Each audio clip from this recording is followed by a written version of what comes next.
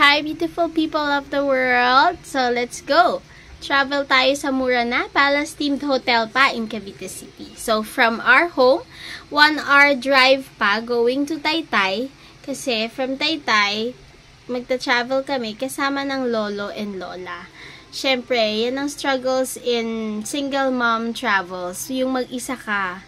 Hindi ka man malungkot dahil mag-isa ka, pero kailangan mo ng maraming energy na magbabantay sa kids. Kaya yan ang aking number 1 hack. Isama ang lolo and lola at ang tito at tita para madaming energy magbantay ng kids. So, ayun na nga, nakarating kami sa El Palacio Hotel. We had a double deluxe room, 2 queen beds, and very spacious ang room, very clean. And pagpasok mo pa lang, napakabango ng smell ng hotel. And that's amazing. And also, malinis ang mga CR.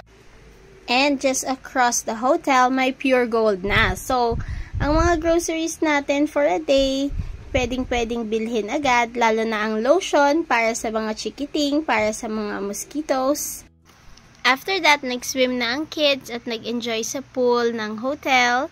Meron silang isang jacuzzi or kids pool at saka isang malawak na adult pool.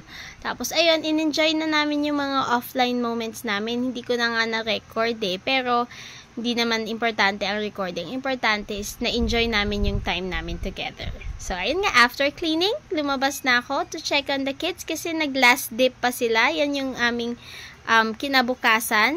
Ito na yung long adult pool. Tapos on the side, ando dun yung kiddie pool. Sobrang nag-enjoy nga ang aking chikitings. Ayaw na umuwi. So, in summary, 2 double deluxe rooms, 4,678. Wala pang 5,000. Click the link below.